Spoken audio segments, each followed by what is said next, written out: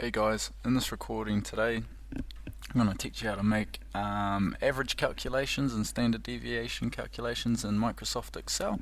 This is a skill you'll need to do for your projects and for the remaining few weeks we have left in the course. So what we're going to do is use the injury lab to facilitate this process, and we have our variables all down the side that we've collected last week. We've got our male section and our female section and the data that we've collected from Silicon Coach.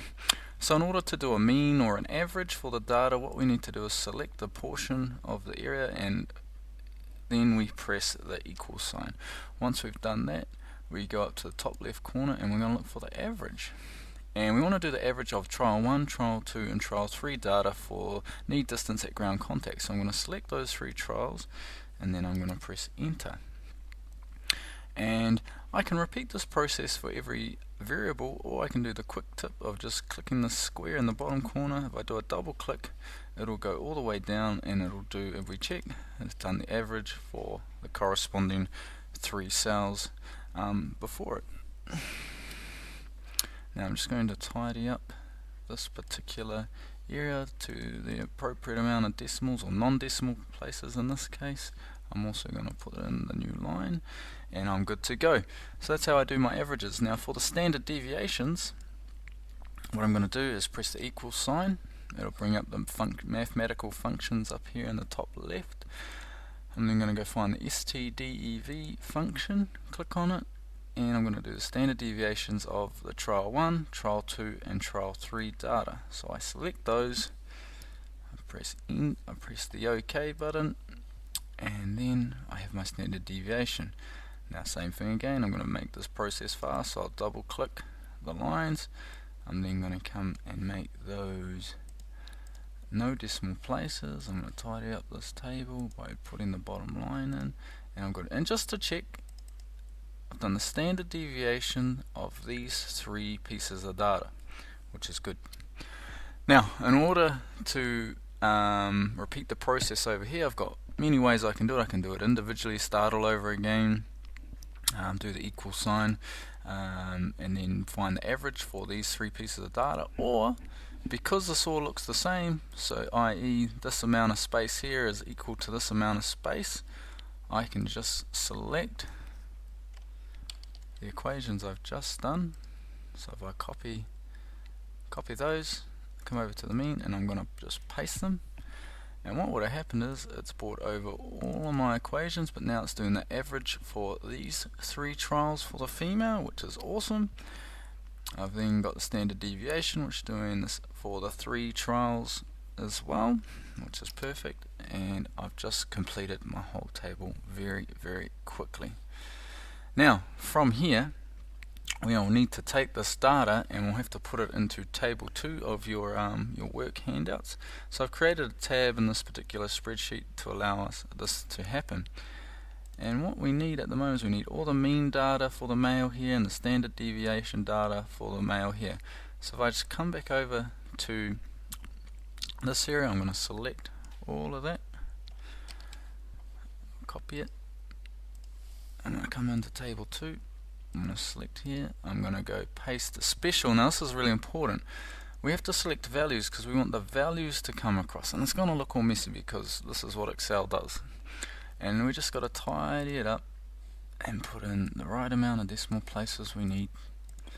Okay, looking good. So now we've got to go grab the standard deviation data, come over here, copy, come to table 2, paste, special, values, because that's what we want, and then we're just going to tidy those up as well. Okay, and I'm going to bring them over here as well, and then we're going to decrease these values down, and we're on our way. And we're just going to repeat the process for the females. So I'll go grab the female mean data, copy, table 2, paste, excellent, But here I've made I just need you to see this. When I've pasted over, the values came up looking all nice, and they're still as functions. So what I've got to go and do is go paste special values, okay, and then we're good to go. And then we've got all the values there, which is what we want. Come back over to the female area, grab the standard deviation, we'll copy that. Come back to table 2, and remember we have to paste special the values, select that, and we're going to go OK, and then should be all messy, so that requires tidying up. So let's get it down to that for now, and we'll take these ones down to no decimal places, and then I'm just going to tidy up my table, bring that over here, bring these ones over this way, and starting to look not too bad now. Now with the raw differences, you've got the information in your handout. You can basically just look at those and go from there. But when we're calculating the raw differences, we're just looking at the mean data.